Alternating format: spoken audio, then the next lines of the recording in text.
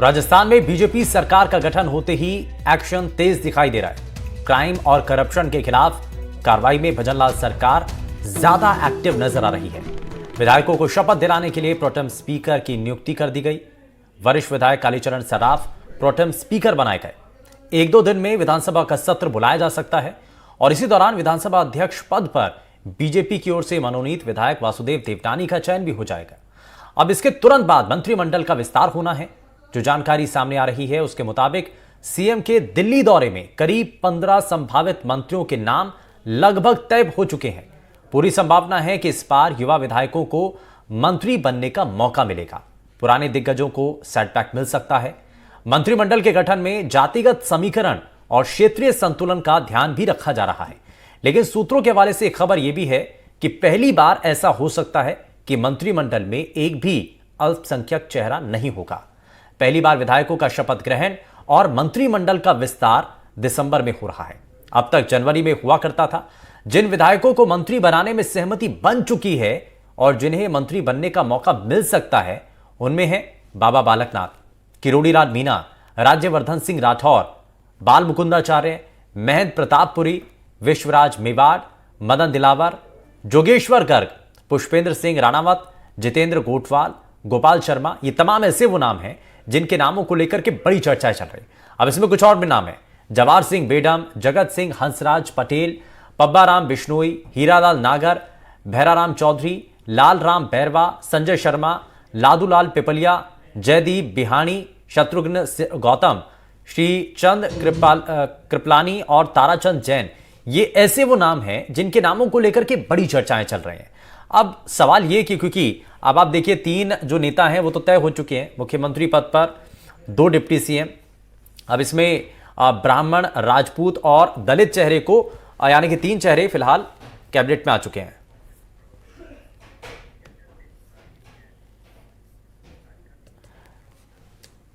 सारिका सिंह इस बीच हमारे साथ कार्यक्रम में जुड़ चुके हैं। बहुत स्वागत है सारिका जी। और हमारे साथ एक और खास मेहमान कार्यक्रम में जुड़ चुके हैं, राजीव जैन जी हमारे साथ जुड़ चुके हैं। बहुत स्वागत है दोनों ही खास मेहमानों का।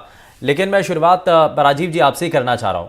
क्राइम, करप्शन, इन सब के खिलाफ मुख्यमंत्री सीरियस हैं और पहली जो अधिकारियों के साथ मीटिंग होती है उसके अंदर जीरो टॉलरेंस की नीति को लेकर के उन्होंने साफ वो करते हुए नजर आते हैं। कोई भी सरकार है वो नहीं चाहती है कि उसके समय के अंदर या प्रदेश के अंदर किसी भी तरीके से क्राइम बढ़े। मौजूदा वक्त में भी मुख्यमंत्री ने कुछ ऐसे ही फैसले लिए हैं। राजीव जी, क्या नजर आता है मंत्रिमंडल से पहले जिन नामों को लेकर के चर्चाएं हैं?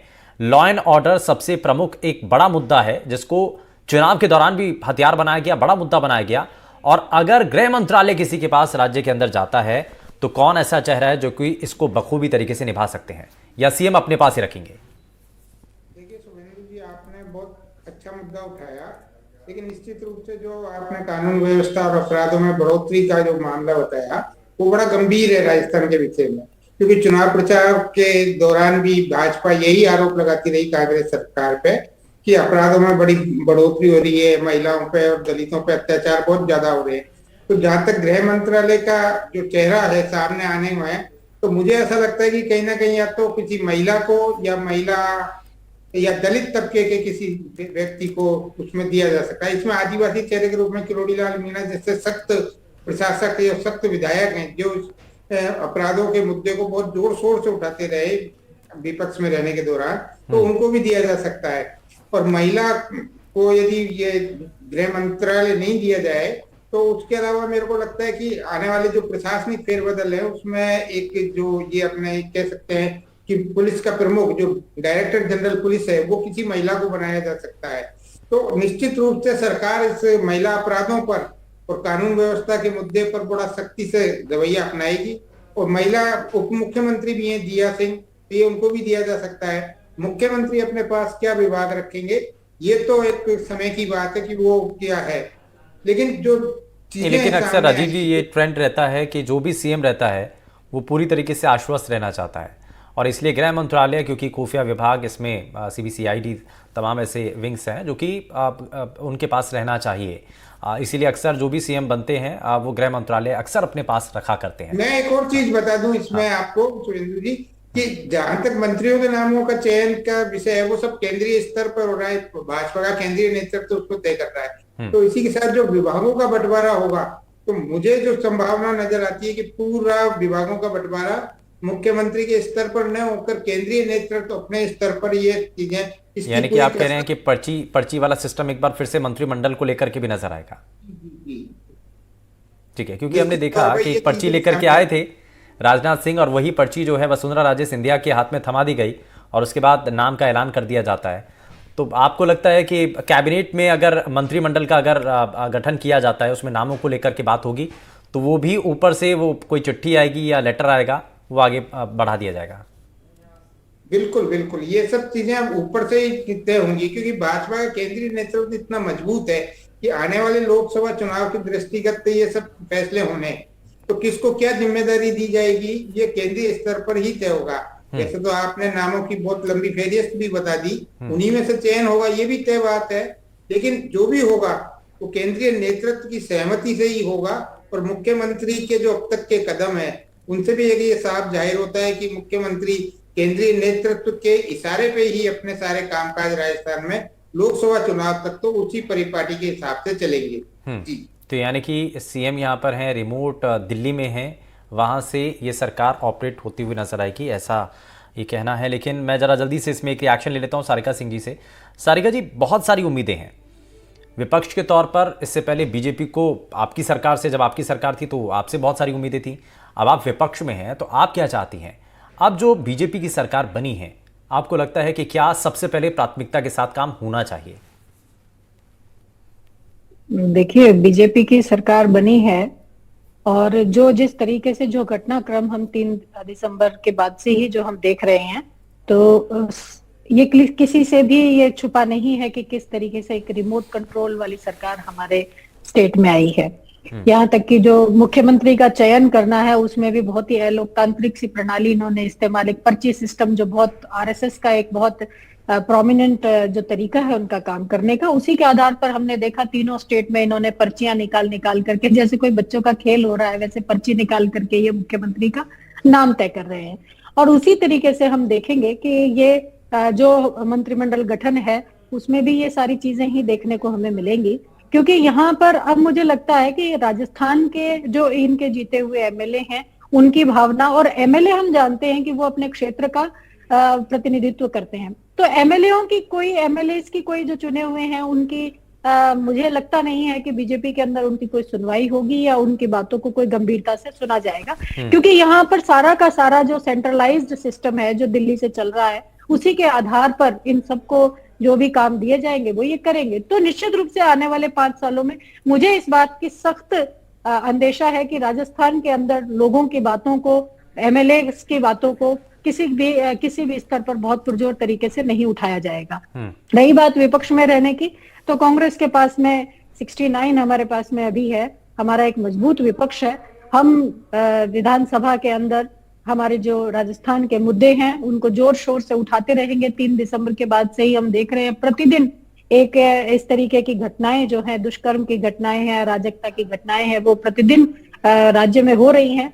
तो मुख्यमंत्री जी का ये सब मंत्रिमंडल की और कभी दिल्ली और कभी यहाँ की भागदौड़ से हट करके हमारा तो यही कहना है कि वो जो राज्य की लॉ एंड ऑर्डर है उसके ऊपर विशेष तौर से ध्यान रखे, और जो वादे उन्होंने किए थे, जो वादे कर करके वो राजस्थान की जनता में प्रदेश के अंदर खराब थी, सत्ता में आए हैं, तो निश्चित रूप से हम ये चाहते हैं कि वो उन वादों को जल्दी से जल्दी पूरा करें। ठीक है। और जो आज का घटनाक्रम हम अभी का देख रहे हैं वो किस तरीके से, चाहे आप सेंटर में देख लीजिए, तकरीबन 150 एमपी को उन्होंने पार्लियामेंट से निकाल दिया है, और वही सब कुछ हमें राजस्थान के विधानसभा में भी उसकी ही वानगी देखने को अगले 5 साल में मिलेगी, क्योंकि ये सरकार वो अलग विषय है, वो देखिए वो केंद्र का मामला है। लेकिन अगर विधानसभा के अंदर उन एजेंडे को ये लगाने, अगर विधानसभा के अंदर अभी लोकसभा तक के पास आकर के कोई गलत काम करता है तो उसमें आपको लगता है कि ऐसा ही चलने देना चाहिए क्या? खैर, मेरा सवाल आपसे ये था कि मैं आपसे जानना चाहता था कि सरकार के लिए आपके सुझाव क्या हैं या आप क्या चाहती हैं। तो आपने लॉ एंड ऑर्डर को लेकर के सबसे पहले प्राथमिकता के साथ कहा कि वो चीज़ें कम से कम मेंटेन होनी चाहिए, कम से कम ठीक होनी चाहिए। लेकिन सवाल मेरा उसी से जुड़ा हुआ था कि आपको लगता है कि राजस्थान के अंदर स्थिति खराब हुई थी, लॉ एंड ऑर्डर की सिचुएशन आउट ऑफ कंट्रोल हो चुकी थी? खैर, मैं इस पर जरा जवाब ले लेता हूं। हमारे साथ भारतीय जनता पार्टी से प्रवक्ता नविद जैन जी हमारे साथ जुड़ चुके हैं। नविद जी, बहुत स्वागत है आपका एनडीटीवी राजस्थान पर। लेकिन नविद जी, बहुत सारे नामों को लेकर के चर्चाएं, मंत्रिमंडल का जब चेहरा पूरी तरीके से साफ होगा तो ये तय हो पाएगा कि किसके पास क्या। लेकिन लॉ एंड ऑर्डर की सिचुएशन को लेकर, अच्छा, दूसरा बड़ा सवाल यहां पर बार बार उठ रहा है कि पर्ची सिस्टम बड़ा चल रहा है। ये साहब, ये चयन मुख्यमंत्री का था, लेकिन केंद्र से कोई चिट्ठी आती है, वो पत्र लिख करके भेज देते हैं और तय हो जाता है कि सीएम या राजस्थान की बागडोर अब किसके हाथ में है। तो मंत्रिमंडल में भी क्या ऐसा ही होने जा रहा है? बार बार सवाल यही। जी शुभेंदु जी, देखिए, मंत्रिमंडल मुख्यमंत्री जी बनाएंगे। केंद्रीय नेताओं से उन्होंने विचार विमर्श किया। हमारे राष्ट्रीय अध्यक्ष जी है और जो भी राष्ट्रीय नेता प्रभारी है, प्रभारी होने के नाते अरुण सिंह जी से डिस्कशन किया है। इसके अलावा जो चुनाव प्रभारी थे उन सबसे डिस्कस किया जाता है। ये पार्टी का एक अनुशासन भी, और सभी पार्टियों में ऐसा होता है। ऐसा नहीं है कि गहलोत साहब ने कुछ सोच लिया और खुद कर लिया। वो तो जो हमारे यहाँ तो जो लोकतांत्रिक पार्टी है, जो पार्टी में लोकतंत्र है, वो रहेगा और सब मिल बैठकर मंत्री बनाएंगे। जो 5 साल का भ्रष्टाचार, कुशासन, महिला उत्पीड़न और पेपर लीक, जितनी भी बातें रही, गैंग माफिया, गैंगवार जितने भी हुए, उन सबको खत्म करने के लिए वास्तविकता में ऐसा मंत्रिमंडल बनेगा जो इन सब चीजों पर लगाम लगा सके। नहीं, लेकिन सवाल सर ये है कि हर एक फैसले के लिए आपको केंद्र के पास जाना पड़ेगा, ये कहा जा रहा है, क्योंकि आप भी मान रहे हैं कि आप जो अभी तक मंत्रिमंडल को लेकर के मंत्रणा चल रही है उसमें भी केंद्रीय नेतृत्व से बातचीत हुई है। तो यानी कि अगर राजस्थान के लिहाज से अगर कोई भी बड़ा फैसला लेना है तो सबसे पहले आपको ऊपर जाना पड़ेगा, वहां से अगर अप्रूवल मिलता है तो राजस्थान के हित में काम होगा। फिर शुभेंदु जी, ऐसा नहीं है। मुख्यमंत्री जी खुद बनाएंगे मंत्रिमंडल, अपना मंत्रिमंडल का चयन करेंगे। लेकिन पार्टी है ना, पार्टी भारतीय जनता पार्टी ने सरकार बनाई है, तो भारतीय जनता पार्टी के प्रदेश अध्यक्ष है सीपी जोशी जी, राष्ट्रीय अध्यक्ष है हमारे जेपी नड्डा जी। तो इन चीजों पर तो मंथन, ये तो दिखने वाले, हम छिपाएंगे नहीं, झूठ नहीं बोलेंगे। जो दिख रहा है वो है। बिल्कुल हमारे पार्टी के राष्ट्रीय नेता है, हमारे पार्टी के प्रदेश नेता है माननीय सीपी जोशी जी, तो वो अध्यक्ष रहेंगे मंत्रिमंडल का। और जो भाजपा के जो विधायक जीत कर आए हैं उन्हीं में से मंत्री बनेगा। ये तो है नहीं कि बाहर से कोई मंत्री बना लेंगे। तो उन्हीं में से पार्टी, सत्ता और संगठन दोनों का तालमेल रहेगा, दोनों आपस में मिलकर बनेंगे। और सबसे बड़ी चीज देखने वाली है, 115 विधायक जो जीत के आए हैं, वो उनमें से तो 27 तो मंत्रियों को हरा के आए। जो बड़े मंत्री थे, मान लो कांग्रेस बीडी कल्ला जी थे, उनको हराया, प्रताप सिंह खाचरियावास जी थे, उनको हराया। तो उन सबको हराकर, मंत्रियों को बना हराकर विधायक बनकर आए। तो इन सब में से 115 में से जो देखेंगे, पार्टी भी देखेगी और सत्ता भी देखेगी। जो मुख्यमंत्री जी, उप मुख्यमंत्री जी बनाए, वो मिलकर बैठकर इसका गठन करेंगे। ठीक है, लेकिन हम पोर्टफोलियो को लेकर के भी बात कर रहे हैं। एक आम सी चर्चा है। एक छोटे से ब्रेक के लिए हमें यहाँ रुकना होगा, लेकिन जैसे ही ब्रेक के बाद वापस लौटेंगे तो इस बात को लेकर के चर्चा कि पोर्टफोलियो आखिर कौन किस खांचे के अंदर सेट बैठता है। लॉ एंड ऑर्डर की अगर सिचुएशन की बात है तो गृह मंत्रालय किसके पास जा सकता है, वित्त मंत्रालय की अगर बात है तो वित्त मंत्री के बतौर कौन सा ऐसा चेहरा है जो नजर आ सकता है, इसको लेकर और मंत्रिमंडल का इंतजार है। सवाल ये कि युवा नेतृत्व को मौका मिलेगा या पुराने दिग्गजों के ऊपर ज्यादा भरोसा रहेगा। 3 खास मेहमान लगातार हमारे साथ कार्यक्रम में बने हुए हैं। मैं जरा जल्दी से राजीव जी से एक रिएक्शन ले लेता हूं। राजीव जी, क्या आपको ऐसा लगता क्या है, क्योंकि अभी तक का जो सिचुएशन और सिनेरियो नजर आया, युवा नेतृत्व पर ज्यादा भरोसा किया गया, जो नए चेहरे हैं उनके ऊपर उनको आगे बढ़ाने की कोशिश की गई है। मंत्रिमंडल में भी क्या ऐसा होने की संभावनाएं हैं? देखिए शुभेंदु जी, निश्चित तौर पर मेरे को जो लगता है कि मंत्रिमंडल में भी जो ज्यादातर चेहरे होंगे वो नए और युवा चेहरे होंगे, क्योंकि मुख्यमंत्री और उप मुख्यमंत्री जो बनाए हैं वो 55 साल की उम्र के विधायकों को बनाया गया है और उसी में से चयन करना है। पार्टी के पास 4 विधायकों को तो पद दे दिए, विधानसभा अध्यक्ष को भी दे दिया। उसके बाद 111 विधायक बची, उसमें से एक विधायक पूर्व मुख्यमंत्री वसुंधरा राजे जो मंत्रिमंडल में शामिल नहीं होंगी। तो 110 चेहरों में से ही मंत्रिमंडल को बनाना है। अच्छा, तो ये भी आपको लगता है कि वसुंधरा राजे को कैबिनेट पे शामिल नहीं किया जाएगा या नहीं होंगी? नहीं, वो शामिल नहीं होंगी, ये तय बात है। हाँ। लेकिन एक ये भी खास चीज जो मैं आपको बताने जा रहा हूँ हाँ। कि भाजपा का भी मंत्रिमंडल बनाना भी एक बड़ी चुनौती का काम है मुख्यमंत्री के लिए, क्योंकि उनके पास जो अनुभवी जो हैं विधायक वो विधानसभा में आ नहीं पाए, किसी कारण से हार गए या कहते हैं कि भाजपा के दूसरे गुट ने उनको हरा दिया। और अभी नमित जी एक चीज जिक्र कर रहे थे कि भाजपा के मतलब 17 विधायक तो ऐसे हैं जो कांग्रेस के दिग्गज मंत्रियों को हरा के आए, लेकिन वो कोई क्राइटेरिया नहीं होता मंत्रिमंडल में शामिल होने के लिए। मुख्यमंत्री और उप मुख्यमंत्री जो बनाए गए हैं वो तो एक साधारण से कांग्रेस उम्मीदवारों को हरा के आए हैं। उन्होंने किसी दिग्गज को नहीं हराया। तो ये भी एक तय बात है कि मंत्रिमंडल में कुछ ऐसे विधायक भी शामिल किए जाएंगे जो पूर्व में मंत्री रह चुके हैं, क्योंकि अनुभव बहुत जरूरी रहेगा इस सरकार के लिए। क्योंकि आने वाला समय चुनौतियों का है, आर्थिक मोर्चे पे सरकार को जूझना है, इसके साथ अपराध और कानून व्यवस्था के मुद्दे पे भी सरकार को अपनी कामयाबी को दिखाना होगा लोकसभा चुनाव से पहले। तो कुछ चेहरे तो ऐसे होंगे जो अनुभवी होंगे, और अनुभवी के साथ वो सख्त चेहरे भी होंगे, क्योंकि वित्त मंत्रालय, गृह मंत्रालय ऐसे विधायकों को दिया जाएगा जो कहीं ना कहीं सख्ती से अपने कार्रवाई को अंजाम दे सके। जी शुभेंदु। ठीक है, बिल्कुल सही बात है। और यहाँ पर कुछ अनुभवी चेहरों को जो ऐसे महत्वपूर्ण पद है वो जरूर देने की संभावना यहाँ पर है। लेकिन सारिका जी को जरा जल्दी से जोड़ लेता हूँ, उसके बाद नमित जी आपके पास आता हूँ। सारिका जी, एक चीज़ पता है कि नए अगर लोगों को ज़्यादा मौका मिल रहा है तो ये तो अच्छी बात है, और आपको लगता है कि एक तरफ सीनियर विधायक हैं जो पहले इस तरीके के काम काज संभाल चुके हैं, उनका अनुभव में मिलेगा, और नए लोगों को आगे बढ़ाने के लिए एक बड़ी कोशिश है। इससे राजस्थान के विकास में आपको लगता है कि फायदा ज्यादा होगा? निश्चित से शुभेंदु जी, निश्चित रूप से ये बात बिल्कुल सही है कि वक्त के साथ में और नए युवा जोश और जो उनकी कार्यशैली है, उनकी मेहनत है, उनकी जो कर्मठता है, निश्चित रूप से, और उनके जो इनोवेटिव आइडियाज हैं, जो नए आइडियाज, नवाचार जो उनके पास होते हैं, तो जहां कहीं भी अगर नए लोगों को मौका दिया जाता है, नए लोगों के अनुभवों को काम में लिया जाता है, उनके ऊपर भरोसा जताया जाता है, तो निश्चित रूप से उसका फायदा मिलता है। लेकिन सबसे बड़ी बात देखने वाली ये है कि ये पार्टी नए लोगों के ऊपर भरोसा करती है या नहीं करती है, या सिर्फ, और किन लोगों के ऊपर करती है, और नए लोगों को भी करने के बाद में वो किस दिशा में काम करते हैं। क्योंकि जो हम अभी देख रहे हैं तो वो सिर्फ और सिर्फ यही, जब सीएम की दावेदारी की बात थी, सीएम को चुनने की बात थी, उस समय में भी हमने देखा कि किस तरीके से पार्टी के अंदर इनके खींचातानी चल रही थी और खूब गुटबंदी चरम पर थी। मौका मिला है, ये तो हमें मानना पड़ेगा। अब आप देखिए, भजनलाल शर्मा जो पहली बार विधायक बनते हैं, इनके एक्सपीरियंस्ड लोग थे, वो सब, चाहे राजेंद्र राठौड़ जी को देख लीजिए, चाहे सतीश पुनिया जी को देख लीजिए, चाहे और भी बहुत सारे नाम है जो कि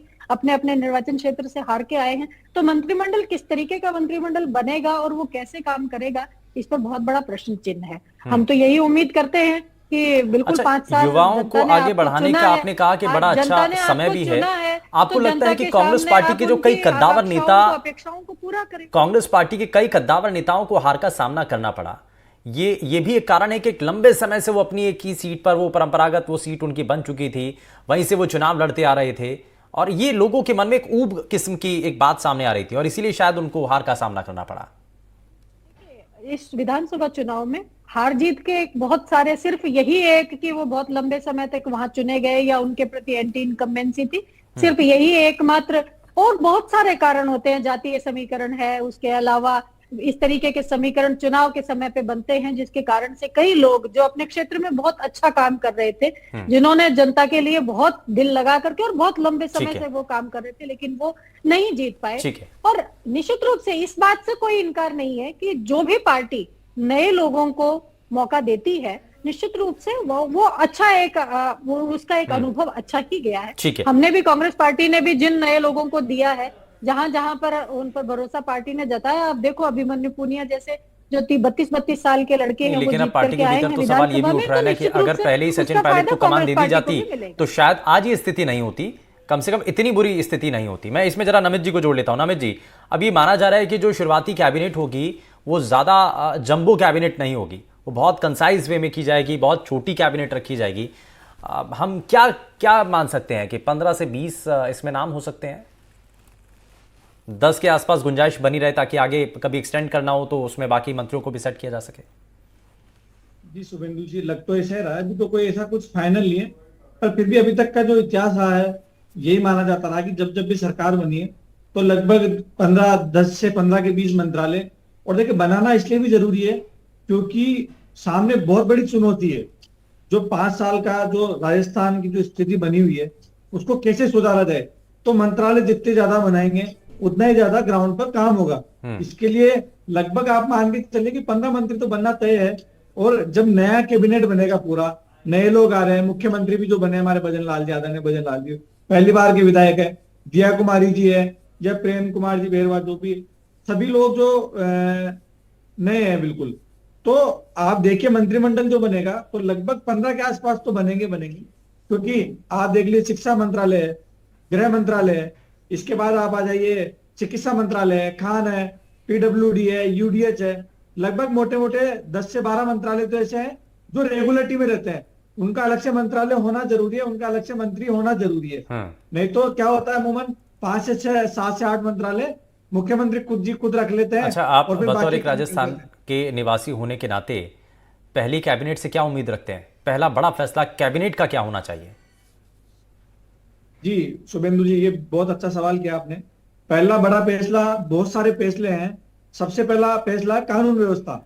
जो कानून व्यवस्था पिछले 5 साल में बिगड़ी रही, चाहे महिला उत्पीड़न की रहो, चाहे पेपर लीक की रहो, भ्रष्टाचार हो और गैंगवार जो हो रहा था, जितने भी गैंग माफिया खुले में घूम रहे थे, ठीक है, उन सब पे लगाम लगाना। यानी कि पहली कैबिनेट के अंदर ये बड़े फैसले लेने की संभावनाएं हैं। हालांकि इसको लेकर के मुख्यमंत्री ने अधिकारियों के साथ जब बैठक की तो उसमें ही संकेत दे दिए थे। खैर समय थोड़ा सा कम है। बहुत शुक्रिया तीनों ही खास मेहमानों का कार्यक्रम में शामिल होने के लिए, अपना कीमती समय एनडीटीवी राजस्थान को देने के लिए। लेकिन आप जो चेहरों को लेकर के चर्चाएं हैं, 3 नाम फाइनल हो चुके हैं, लेकिन मंत्रिमंडल में बाकी नामों को लेकर के इस वक्त चर्चा तेज है। कौन शामिल होगा इस पर थोड़ा सा और इंतजार करना होगा।